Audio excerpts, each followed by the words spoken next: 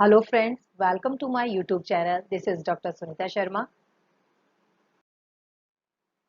आज हम बात कर रहे हैं GDP of India before lockdown and after lockdown. GDP है क्या? जीडीपी किसी भी देश की एक वित्तीय वर्ष में उसकी घरेलू सीमा में जितनी अंतिम वस्तुएं व सेवाओं का उत्पादन हो रहा है उसका मुद्रा में मूल्य। It means GDP equals to gross domestic production equals to p multiply by q, सकल घरेलू उत्पाद। हमारे देश की घरेलू सीमा में जो वस्तुएं हैं उनका अंतिम वस्तुओं और सेवाओं का मुद्रा में मूल्य। इस वीडियो में हम बात कर रहे हैं कि हमारी जीडीपी करंट सिचुएशन क्या है और विभिन्न रेटिंग एजेंसीज ने क्या अनुमान लगाए हमारी अर्थव्यवस्था के बारे में, और आने वाले वित्तीय वर्ष 2021-22 में हमारी ग्रोथ रेट क्या रहने वाली है। ये ग्रोथ रेट क्या है? ग्रोथ रेट हमारे विकास का एक सूचक है जिससे हम हमारे विकास को मापते हैं। और इसे किस तरीके से मेजर किया जाता है? इसे मेजर करने के लिए हमारे जिस भी वर्ष में हमें निकालनी है उस वर्ष के अंत के जीडीपी के आंकड़े और प्रारंभ के जीडीपी के आंकड़ों का डिफरेंस अपॉन प्रारंभ के जीडीपी के आंकड़ों से उसे हम डिवाइड करेंगे इनटू 100। इसे हम निकालते हैं जीडीपी ग्रोथ रेट। ओके, जो लॉकडाउन के पहले हमारी जीडीपी की स्थिति की हम बात करें तो एनएसओ की मई में जो नवीनतम रिपोर्ट थी उसके अनुसार 19-20 में जो हमारी जीडीपी ग्रोथ रेट रही वो 4.2% रही। 4.2% अपने आप में ही बहुत कम ग्रोथ रेट रही है। 6% को एक अच्छी स्थिति मानी जाती है विकासशील देश के लिए कि ठीक स्थिति है। अगर 6 से कम रहती है तो 6 से 4 के बीच में मध्यम स्थिति, और यदि 4 से नीचे है तो अलार्म की स्टेज आ जाती है कि अभी हमें सजग होने की आवश्यकता है। तो 4.2 अपने आप में बहुत कम रही है, और जिसमें भी 4.2 में 6% तो हमारे एग्रीकल्चर का उसमें योगदान था। वहीं मैन्युफैक्चरिंग और कंस्ट्रक्शन नेगेटिव ग्रोथ रेट रही है। इससे पहले 2009 में जो ग्रोथ रेट 4.7 सबसे कम रही थी, मतलब कम रही थी। और 19-20 की जो तिमाही, जो अंतिम तिमाही थी जनवरी से मार्च, उसमें हमारी ग्रोथ रेट रही है 3.1%। और मार्च के अंतिम में तो हमारे लॉकडाउन लग ही गया था। अब हम बात करें विभिन्न रेटिंग एजेंसी और वित्तीय संस्थाओं के अनुमान।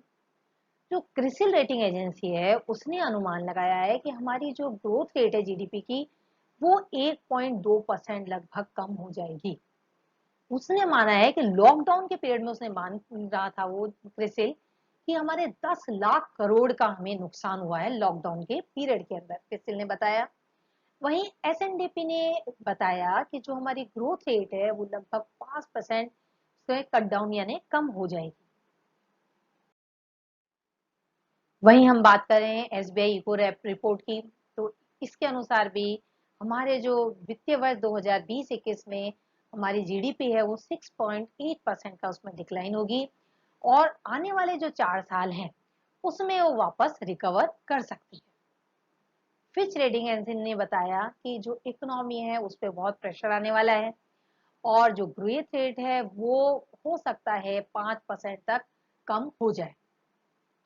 आईएमएफ की ने तो यहाँ तक कहा कि जो हमारी ग्रोथ रेट है वो 4.5% कम हो जाएगी, और हो सकता है आने वाले जो ईयर है हमारा उसके अंदर उसकी 6% रहे।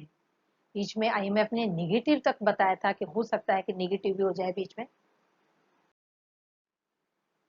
सरकार ने भी ये माना है कि कोविड-19 और लॉकडाउन की वजह से अर्थव्यवस्था पर गंभीर असर पड़ेगा, और जीडीपी का जो आकार है वो चालू वित्तीय वर्ष में 4.5% तक घट जाएगा।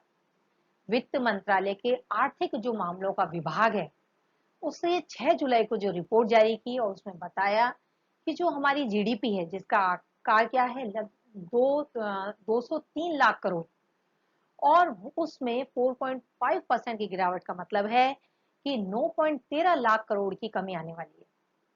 और अगर हम बात करें जो जो विभाग है हमारा, जो वित्त उसके जो मंत्रालय, वित्त मंत्रालय के जो विभाग हैं वो 5 होते हैं।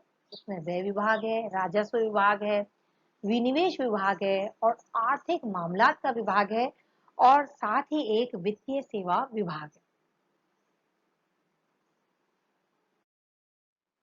एक गुड न्यूज भी है कि 2021-22 में एसबीआई के एक अन्य जो इको रेप रिपोर्ट है उसमें बताया गया है कि हमारी जीडीपी की वी शेप रहेगी। वी शेप इट मीन्स जिस गति से हमारी इकोनॉमी गिरी थी उसी गति से वापस ऊपर उठेगी। माना गया है कि 24 जून को जो जारी फिच रेटिंग है उसने बताया कि 21-22 में भारत की जीडीपी की ग्रोथ रेट 9.5% रह सकती है और एसएनडीपी ने इस वर्ष की ग्रोथ रेट को 8.5% रहने की उम्मीद जताई है। अर्थात जिस तेजी से हमारी ग्रोथ रेट गिरी थी उसी तेजी से वापस रिकवर करेगी। बीच में एक जगह जिक्र आया था एनएसओ का। ये एनएसओ है नेशनल स्टैटिस्टिकल ऑफिस। ये केंद्र सरकार के सांख्यिकी कार्यक्रम क्रियान्वयन मंत्रालय का एक कार्यालय है। इसमें मॉस्पी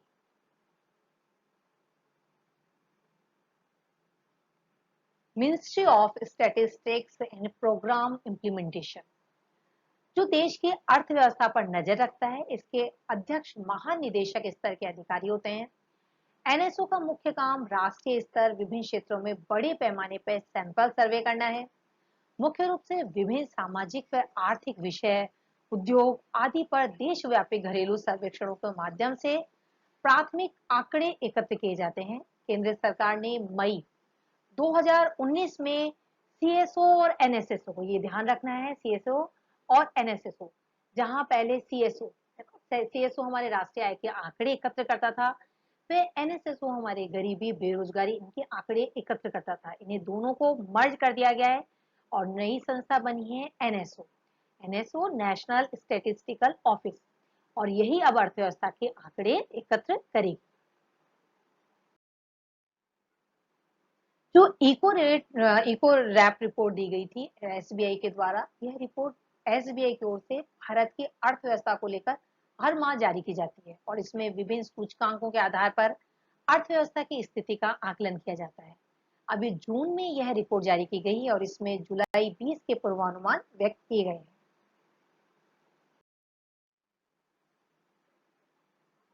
ये मेरा वीडियो आपको कैसा लगा जरूर बताएं, कमेंट बॉक्स में कमेंट करें, शेयर करें, लाइक करें और सजेशंस दें।